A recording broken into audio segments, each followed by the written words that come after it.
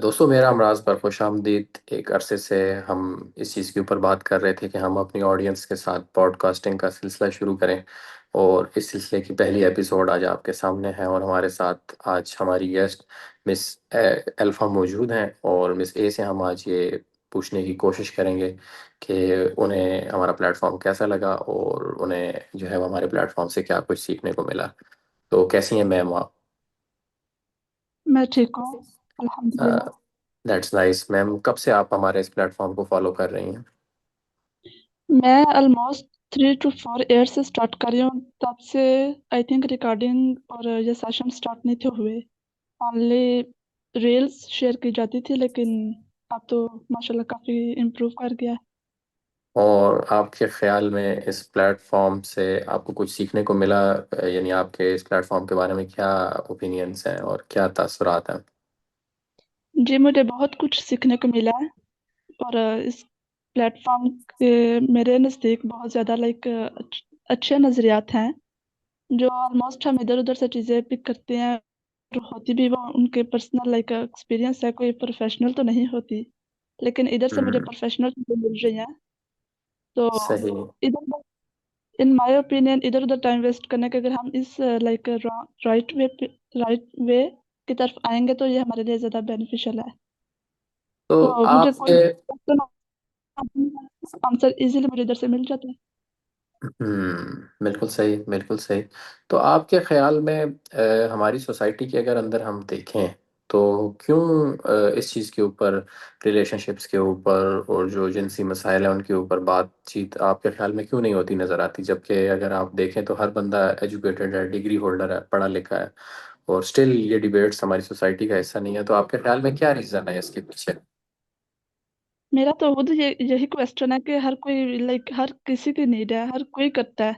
लेकिन अगर टॉपिक पे आए, अगर बात करने पे आए तो इससे घबराता है। मुझे ये अभी तक मेरा खुद भी ये क्वेश्चन ही है।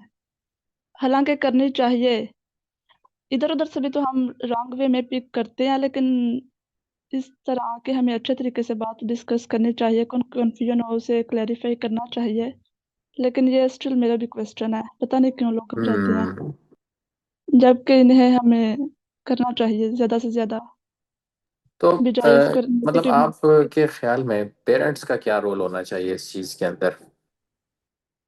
सबसे पहले पेरेंट्स को ही तो अपने बच्चों के लिए ये स्टेप लेना चाहिए कि बच्चे बजाय इधर उधर के जाएं, हम उन्हें खुद ही उनके टाइम आने से पहले वो लुगत ही सिंपल चीज उधर से शुरू, उधर ये वाला स्टेप बच्चे का स्टार्ट होने से पहले हम उन्हें खुद समझाएं।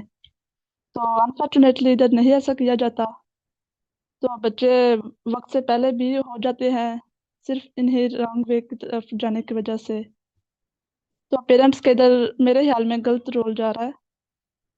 अब मेरा यही ख्याल है, मुझे दूसरों का नहीं आइडिया। तो मेरे ख्याल से पेरेंट्स इधर गलत हैं। सबसे पहले बच्चों को खुद ही पेरेंट्स ही बताएं, बजाय के इधर उधर के बताने वाले हों। तो आराम से अच्छे तरीके से खुद बिठा के सारा कुछ समझाया जाए, जोन सा बच्चे का नेक्स्ट स्टेप स्टार्ट होने वाला हो। दुरुस्त अंदाज में निशानदेही की। क्वेश्चन ये है कि आपके ख्याल में पेरेंट्स को क्या खुद भी ये सारी चीज़ें पता हैं, या वो भी अंदाजे से अपने रिलेशनशिप को गुजार रहे हैं? नहीं, बिल्कुल नहीं। पेरेंट्स को बिल्कुल नहीं पता। सिर्फ बात सिर्फ बात अगर कोई एक एग्जांपल देती हूँ, सिर्फ अगर बात बच्चों को पैदा करने की हो, वो तो जानवर भी करते हैं, लेकिन इधर इंसान की तरबियत आ रही है। तो इसमें बहुत ज्यादा और भी चीजों का एडिशन है जो कि हमारे पेरेंट्स को नहीं पता। तो ये बस सुने सुनाए पे करते हैं।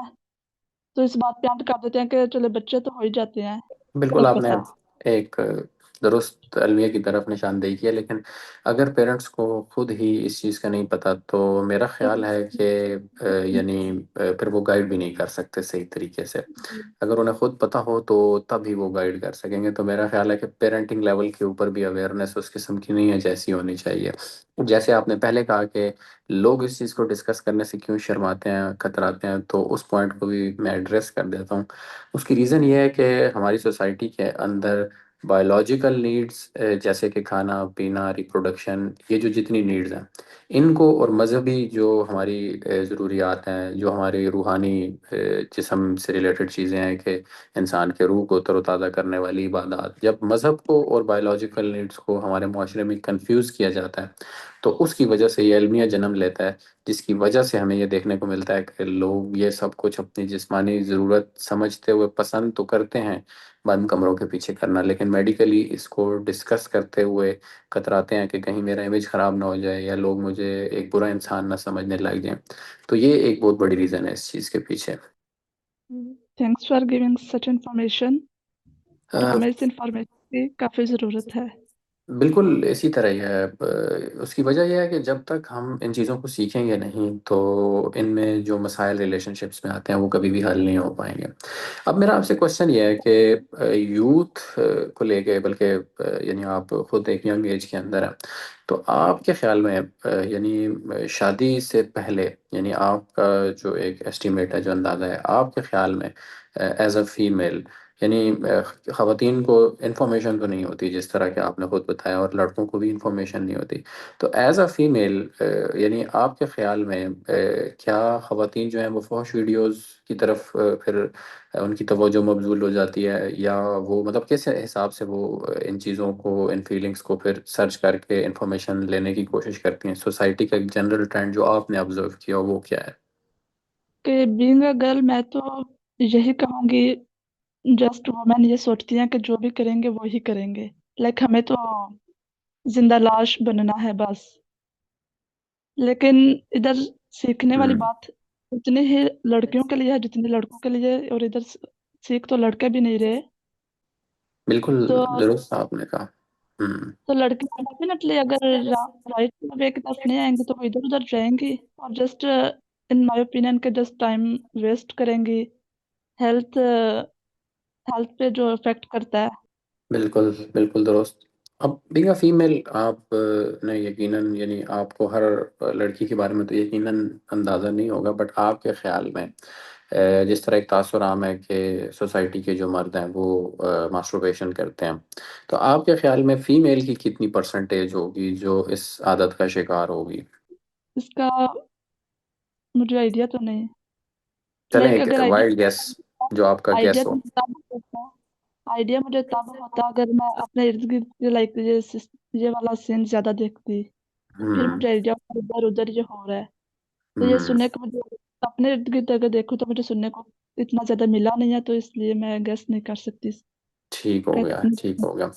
और आपके ख्याल में एक फीमेल के लिए बेस्ट शादी की एज कौन सी है? मेरे ख्याल में बेस्ट एज आई थिंक, अगर मैं अपना एक्सपीरियंस सॉरी अगर मैं अपने लाइक चॉइस बताऊं तो 20 ओके है। हम्म। लेकिन अगर अब हर किसी का सिस्टम अलग है, अगर कोई इससे पहले भी चाहता है तो वेल एंड गुड है। तो इस हम्म। पे मैं, अगर कोई पहले भी चाहता है, इस पे मैं नेगेटिविटी की तरफ नहीं आऊंगी। ठीक है, अगर वो एक्सप्रेस करता है या करती दोनों हम्म। तो ठीक है, हम्म। करनी भी चाहिए। तो अगर हम्म। 25 तक कोई अब ऊपर जा रहा है तो उसकी अपनी चॉइस आ सकता है, तो वो जाए। लेकिन ये हम्म। टोटल सब चॉइस है। सही। और लेकिन 17 18 साल में भी जो कहने वाले होते हैं, मैं उनको भी नहीं कहूंगी। अगर ये नहीं लाइक आगे जा सकते तो ठीक है, करनी चाहिए इन्हें। सही सही। टाइम का वेट, बेस्ट टाइम का, अगर कोई किसी के एम्स हैं तो वो आगे जाए।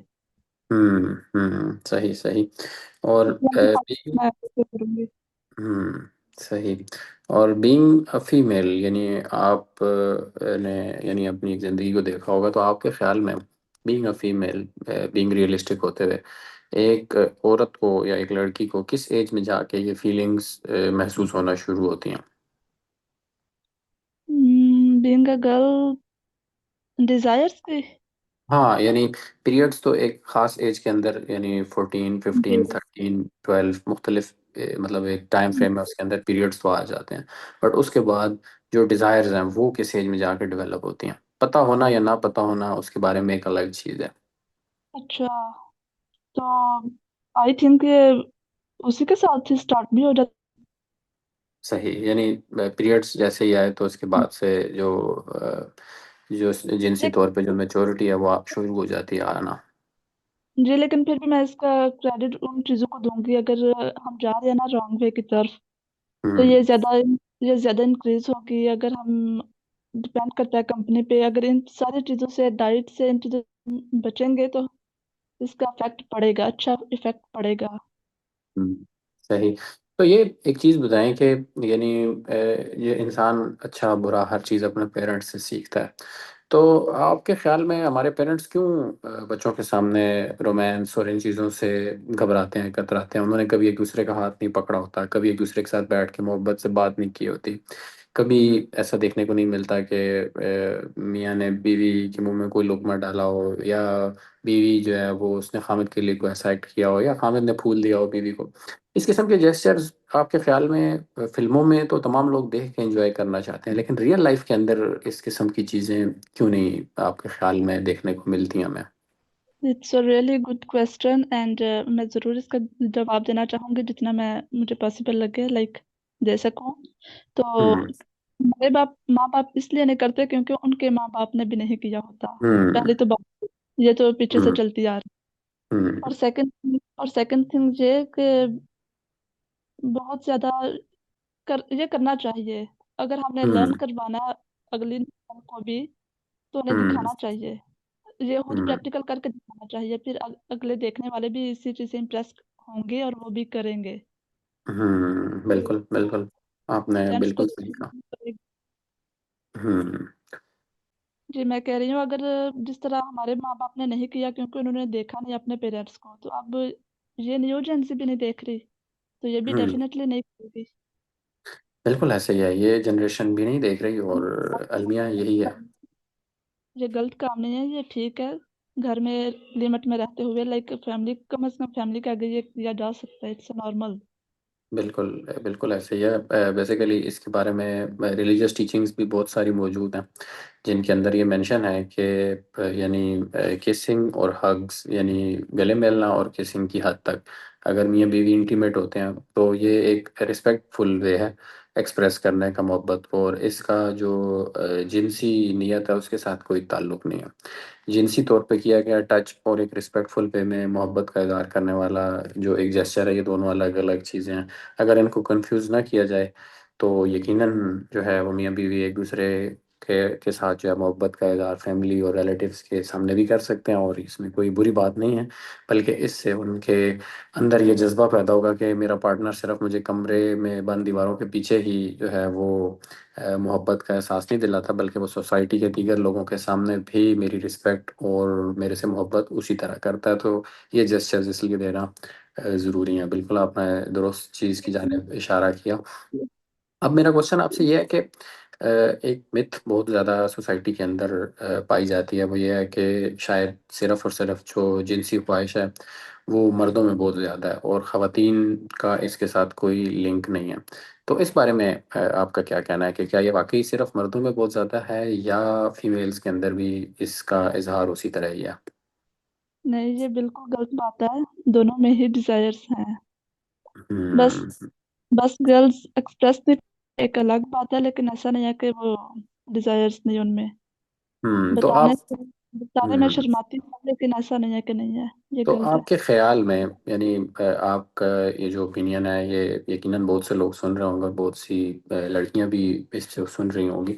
तो आपके ख्याल में, और लड़के भी सुन रहे होंगे, तो इसमें आपके ख्याल में वो कौन से चीज़ें हैं जो एक फ़ीमेल को चाहिए होती हैं, अगर लड़का वो तमाम चीज़ें पूरी करे तो एक फ़ीमेल एक्सप्रेसिव हो जाती है, यानी वो अपना पॉइंट ऑफ व्यू फिर बताना शुरू करती है?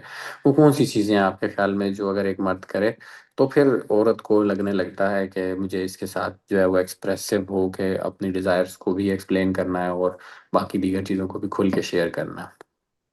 आई थिंक इधर सबसे पहले लाइक गर्ल को कंफर्ट जोन चाहिए होगा। कंफर्ट जोन को थोड़ा आप एक्सप्लेन करें कि थोड़ा सा आप जी, इसको डिटेल में बताएं, ताकि ऑडियंस को समझ आ सके कि जो साइकोलॉजिकली क्या चीज़ है जो फीमेल को मोटिवेट करती है। अगर अगर लड़की कंफर्ट नहीं है ना, किसी भी वजह से, हम्म। किसी भी इशू, थकावट की वजह, financial issue, like women work, थकी, किसी भी वजह से अगर वो कंफर्ट नहीं है अपने मिजाज हैप्पी नहीं है, तो हम्म। वो शायद इस तरह एक्सप्रेस नहीं, वो शायद इजी ना फील करेगी और शायद ना ही करे, करने को एग्री हो। तो अगर हम्म। सारे इश्यूज साथ नहीं है, वो बिल्कुल फ्रेश है, ठीक है, उसकी सारी जो जो वो चाहती है सारा कुछ लाइक जोन में है, डेफिनेटली वो हम्म। करेगी। अगर हम्म। उसको कोई प्रॉब्लम्स आ रही हैं तो प्रॉब्लम्स करते हुए इसकी तरफ एक बॉय को ले जाना चाहिए। तो वो सही। डायरेक्ट, अगर वो डायरेक्ट इसी पर जाए तो शायद वो लड़की, उसके दिमाग में सोच किस्म के अगर इश्यूज चल रहे हैं तो वो सेटिस्फाई नहीं होगी, वो इस तरफ हम्म। आना नहीं चाहती होगी। हम्म। सही सही। और आपके ख्याल में फीमेल के मेंस्ट्रुअल साइकिल को अगर देखा जाए, तो मेंस्ट्रुअल साइकिल के हिसाब से वो कौन से दिन होते हैं जिसमें फीमेल्स को डिज़ायर सबसे ज़्यादा महसूस होती हैं? अ, मैंने सीरियसली इसका आंसर नहीं है मेरे पास, लाइक पीरियड्स में कौन सा टाइम होता है। नहीं, पीरियड्स के अंदर नहीं, 28 डेज, यानी 28 डेज को आप ले लें, पीरियड्स हो गए, ख़त्म हो गए, इसको इसमें मतलब ना देखें कि सिर्फ पीरियड के डे, यानी पीरियड ख़त्म होने से पहले, पीरियड ख़त्म होने के फ़ौरन बाद, पीरियड्स के दौरान, इन तीन में से आप एक ऑप्शन चूज़ कर सकती हैं। मेरे पास नहीं है इसका आंसर। ओके। तो अच्छा, इसके अलावा यानी आप क्या मश जी जी, आप कुछ पूछ रही थी। इसके अलावा अगर डिजायर्स का, ये मैं पहले भी बता चुकी हूँ, उसका दूसरी चीजों की वजह से भी अफेक्ट कर सकते हैं, लाइक अगर कोई वीडियोस देख रहे हैं, डाइट वगैरह से ले रहे हैं, तो शायद फिर डिजायर्स उस वक्त हो सकती हैं। तो जो टाइम हम्म। आप हो, मुझे नहीं आइडिया। हम्म। सही। अच्छा, वीडियोस और इसका बेसिकली डिज़ायर के साथ ऐसा लिंक नहीं है, ये एक मिथ है, लेकिन वीडियोस आपको एक्साइट ज़रूर कर सकती हैं। बट डिज़ायर एक हार्मोनल चीज़ है, यानी जो भी बंदा जिसके जिस्म में हार्मोन्स सेहतमंदाना तरीके से बन रहे हैं, चाहे वो मर्द है या औरत है, उसको वक्त वक्फे से एक ख़ास टाइम फ्रेम के बाद डिज़ायर ऑटोमेटिकली महसूस होगी, और ये इंसान की एक बेसिक नीड है। तो वीडियोस तो यकीनन वो यानी जो लोग देखते हैं वो कभी भी दुरुस्त अंदाज में ना तो सीख पाते हैं, ना उन्हें पता होता है, वो जस्ट एक एक्साइटमेंट के फेज में तो चले जाते हैं, बट वो उनको कोई ख़ास यानी फ़ायदा फराहम नहीं कर पाती। इसके बाद मेरा आपसे क्वेश्चन ये है कि यानी आपने इस प्लेटफॉर्म को तकरीबन 3 से 4 साल तक आपने ज्वाइन किया, तो डे वन पे आपको क्या लगता है आप कहाँ पर थी, और आज यानी 4 साल के बाद इस प्लेटफॉर्म से पोस्ट्स जो हैं वो यानी आपने रीड की, फिर इसके अलावा आपने हमारा एक कोर्स भी ज्वाइन किया था और उसके अंदर भी आपने क्लासेस ली थी, तो ये सारी चीज़ें मिला के आपको इन 4 सालों में डे वन से लेके आज कहाँ पर आप स्टैंड करती हैं? क्या आपकी नॉलेज और इन्फॉर्मेशन उतनी ही है जितनी डे वन पर थी, या आपको लगता है कि इससे आपके जो नॉलेज है उसमें इजाफा हुआ और आप पहले की निस्बत बेहतर अंदाज में अब चीज़ों को समझ सकती हैं? अच्छा, जब मैंने पहली बार रील देखी थी ना, तो मुझे बिल्कुल ये एमी लगी थी, लाइक सीरियस नहीं थी लगी, बिल्कुल ऐसे लगी है जिस तरह पहले माइंड, जिस तरह सबके होते, तो मेरा भी हम्म। सेम था। सेम बिल्कुल मेरा भी माइंड ऐसा ही था, बिल्कुल मुझे ये सीरियस नहीं थी लगी, और मैंने इसे थोड़ा सा रॉन्ग वे में लिया। तो हम्म। मैंने सर्च लाइक विजिट करती गई, तो 3 4 पेज भी देखे, तो एक दो क्वेश्चन था उसका आंसर भी तैयारी, तो क्वेश्चन का आंसर भी लिया तो मुझे आंसर मिला।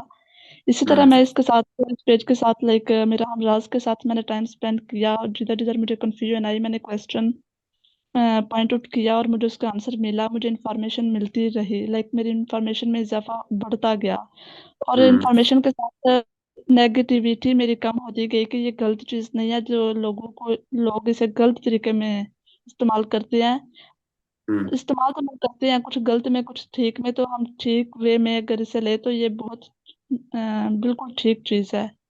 तो हमें हम्म। इससे, मैं पहले दिन जो थी, और आप, काफी ज्यादा मैंने इसे सीख लिया, सेम वैसी की वैसी नहीं, बहुत ज्यादा इल्म में हम्म। इजाफा हुआ, और हम्म। इसको मैं फुली पॉजिटिव पॉइंट्स दूंगी।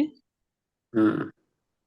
बिल्कुल ठीक है। और अच्छा, एक एतराज़ हमारे ऊपर उठाया जाता है यानी प्लेटफॉर्म के ऊपर के शायद हम जो है वो सिर्फ ख़वातीन के हक़ में बात करते हैं या सिर्फ मर्दों के हक़ में बात करते हैं। तो आपको क्या लगता है, हम रवैयों पर बात करते हैं या हम जेंडर बेस्ड बात करते हैं? यानी आपका क्या ओपिनियन है इस बारे में?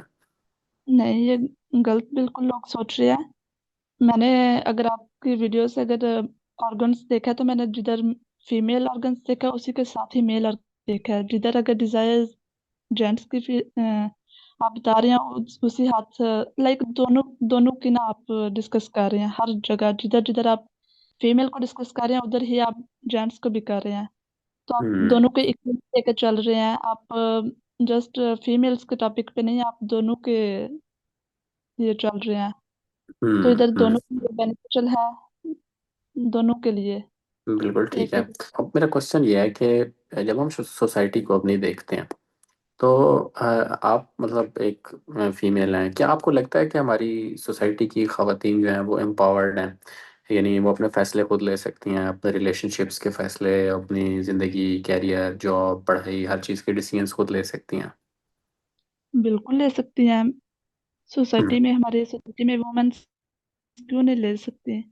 कुछ हुँ। भी यानी नामुमकिन आपको नहीं नहीं है। लगता कि जरूर अगर सपोर्ट किसी की ना हो तो फीमेल के लिए इशू हो जाते हैं, या आपको लगता है कि हमारी सोसाइटी इस कदर अब डेवलप हो गई है, मैच्योर हो गई है कि हर औरत अपनी मर्जी से अपनी ज़िंदगी गुजार सकती है? अगर रिलेशनशिप की बात की जाए तो इधर अगर वुमेन अपना पॉइंट ऑफ व्यू करे, अपना इजहार करे, तो उधर बहुत ज्यादा नेगेटिविटी आती है। लेकिन ऐसा करना नहीं चाहिए, इन्हें सपोर्ट करना चाहिए। हुँ। फीमेल्स को और फीमेल्स को करियर और सपोर्ट। पढ़ाई के बारे में? तो अगर करियर की आए तो अगर कोई सपोर्ट करने वाला हो लड़की का, तो वेल एंड गुड है। अगर नहीं है तो वो आराम से खुद करे, और डजेंट हुँ, मैटर लोग, हुँ, हुँ। अच्छा, आप लड़की को होना चाहिए। यानी आपके ख़्याल में एक औरत को खुद ही एम्पावर करना है, सोसाइटी के जी, आसरे पे उसको नहीं बैठना, यानी वो अगर खुद को खुद सोसाइटी पे एम्पावर करे। बैठे जी, अगर सोसाइटी के असर पे बैठे तो वो शायद वो ना कर पाए। हुँ, कहीं पे बिल्कुल। देखो लोग लोग कोई रिकावट बन रहे हैं, कोई बातें रिकावट बन रही हैं, तो मेरे ख्याल से जो हुँ। चाहे करे। हुँ। और जब हम माशरे को देखते हैं तो माशरे में ये जितने भी जिनसी टॉपिक्स हैं, ये गाली-गलौच की सूरत में हमें नज़र आते हैं। और गाली-गलौच में अगर हम देखें तो सारी गालियाँ जो हैं वो वुमेन के साथ एसोसिएट की जाती हैं, उनके बॉडी पार्ट्स के साथ एसोसिएट की जाती हैं।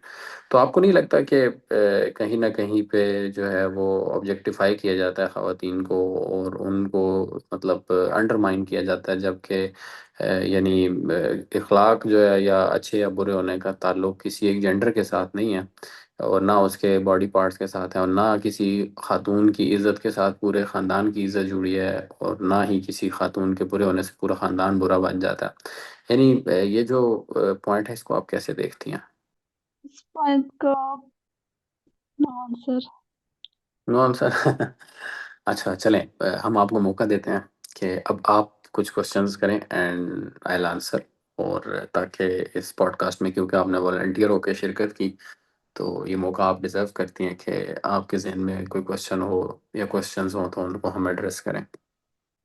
हम ज्यादा से ज्यादा ये जो इंफॉर्मेशन है ये फैलाना चाहते हैं। लाइक मैं लर्न करना चाहती हूँ तो दूसरे भी करें, मैं चाहती हूँ कि दूसरे भी। तो ये कैसे इजी वे होगा, कैसे पहुंचाया जाए ताकि हुँ। सब मेल को भी ज्यादा से ज्यादा पहुंचाया जाए, तो कैसे? जी तो ओके। बड़ा रेलेवेंट सवाल किया आपने कि इस चीज़ को हम कैसे फैलाएँ। देखें, इस चीज़ को लेके सबसे ज़्यादा चीज़ जो लोगों के ज़हनों में है वो है एक शर्म, एक एहसास नदामत, ठीक है? अब अगर इस एहसास नदामत और शर्मिंदगी को ख़त्म करना है तो आप ये कर सकती हैं कि आप इसके बारे में मेडिकल वर्ड्स को इस्तेमाल करके डिस्कशन जनरेट करें।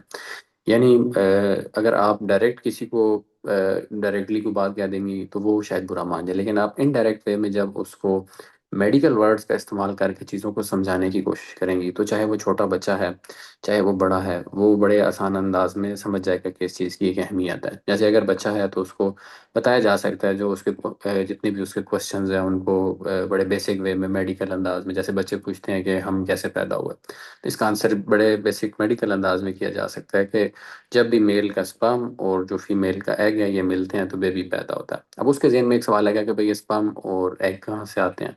तो इसका जवाब देने के लिए आप उसको कह सकते हैं, फीमेल एनाटॉमी उसको दिखा सकते हैं कि ये आपका बॉडी है, ये बॉडी के अंदर ये फलां फलां पार्ट्स हैं और ये इनमें स्पर्म और एग बनते हैं और जब जो है वो ये मिलते हैं तो बच्चा पैदा होता है। इससे ज़्यादा जब अगर वो सवाल करे तो आप उसको फिर आंसर कर सकते हैं कि जब आप थोड़े और बड़े हो जाएंगे तो मैं मज़ीद बेहतर अंदाज में आपको समझा पाऊंगा। यानी आपने उसकी क्यूरोसिटी को भी ख़त्म कर दिया, किसी किस्म की आपने गलत बात भी नहीं की और उसको आपने उसका आंसर भी कर दिया। इसी तरह अगर कोई बड़ा हो तो शादी से मुतल्लिक अगर उसका कोई क्वेश्चन हो या उसके कोई जहन में चीज़ है तो उसको भी मेडिकल अंदाज में इसी तरह बताया जा सकता है। तो मेडिकल वे को जब हम अडॉप्ट करेंगे तो ओवरऑल वो एक शाइनेस का एलिमेंट कम होगा। पहली चीज़ तो आप ये कर सकती हैं। दूसरी चीज़ आप ये कर सकती हैं कि आप हमारे ही प्लेटफॉर्म की पोस्ट और रील्स आप उन लोगों तक शेयर कर सकते हैं। तीसरी चीज़ आप ये कर सकते हैं कि अगर वो यानी इन चीज़ों से यानी उन्हें लगता है कि यानी ये एक गलत या एक बुरी और उनको बना देगी, एक किस्म का यानी एक रॉन्ग वे के ऊपर ले जाएगी, तो फिर आप उनको रॉन्ग और राइट का कंपैरिजन दे सकते हैं। आप उन्हें बताएं कि ये रॉन्ग है, यानी आप अगर फॉश वीडियो देखते हैं दैट इज़ रॉन्ग, ठीक है। अगर आप जो है वो गैर मेयारी तरीके से मालूमात सर्च करते हैं इंटरनेट पे, दैट इज़ रॉन्ग। लेकिन राइट ये है कि आप जो है वो इंटरनेट पे राइट तरीके से मेडिकल अंदाज में सर्च करें, खुद सर्च करें अगर मुझसे इन्फॉर्मेशन नहीं लेनी। तो ये तीन चार चीज़ें जो करके आप सोसाइटी में अवेयरनेस पैदा कर सकती हैं, और ये सिर्फ और सिर्फ मेरा हमराज की जॉब नहीं है, इसमें आपका और जितने भी हमारे सुनने वाले हैं उनका एक बहुत अहम रोल है। तो आई होप मैंने आपके क्वेश्चन को आंसर किया जी, होगा। जी बिल्कुल। और इधर नेक्स्ट मेरा क्वेश्चन ये है, हम्म। बॉय बीइंग बॉय बना है, ये जो यही जो चीजें हैं लाइक बिफोर मैरिज अगर गर्ल्स को पता हो तो बॉयज का इसको लेके क्या व्यू है, ठीक है या हम्म। नहीं, चाहिए अच्छा इसमें लड़की को एजुकेशन के हम्म। नहीं। हम्म। यानी आपके ख्याल में अगर लड़की को ये सारी चीज़ें पता हो तो लड़कों को कैसा महसूस होता है? जी, देखिए तो इसमें दो ठीक है। हम्म इसमें दो तरह का पॉइंट ऑफ व्यू है। एक तो वो लड़के हैं यानी जो कंजर्वेटिव माइंडसेट के आमिल हैं, यानी जिनके पास एजुकेशन नहीं है, जिनको चीज़ों के बारे में समझ नहीं है, तो उनके सामने तो अगर कोई लड़की ऐसी बात करती है जो दूर दराज देहातों में या जो अनएजुकेटेड लोग हैं, लड़की जब उन्हीं सामने बात करती है तो वो कंजर्वेटिव माइंडसेट शो करते हैं और वो कहते हैं तुम्हें कैसे पता है, वो तुम्हें पता होने की चीज़ नहीं थी। अब लड़की का कसूर यह है कि वो सवाल नहीं करती कि भाई मुझे पता होने की चीज़ नहीं है तो तुम्हें पता होने की चीज़ कैसे हो गई। अगर तुम्हें पता है तो तुम पता होने के बावजूद अगर अच्छे हो, तो मैं जो जिसको ये चीज़ पता है तो मैं कैसे बुरी बन गई। ख़वातीन क्योंकि बर्दाश्त कर लेती हैं, वो उस चीज़ को क्वेश्चन नहीं करती, वो फीमेल्स होने के उस प्रेशर के अंदर आके कि कहीं हम बुरे ना बन जाएं वो खामोश हो जाती हैं। तो एक तबका लड़कों का ऐसा है जो इस चीज़ को अच्छा नहीं समझता, जबकि इसके बरक्स एजुकेटेड लड़कों का भी एक तबका मौजूद है, यानी वो इस चीज़ को अच्छा समझता है कि उनके पार्टनर को भी एजुकेशन होनी चाहिए। जाहिर है कौन सा लड़का है जो नहीं चाहेगा कि उसकी जो फीमेल पार्टनर है वो उसको शादी के बाद सेटिस्फाई ना करे, कोई भी ऐसा मर्द नहीं होगा।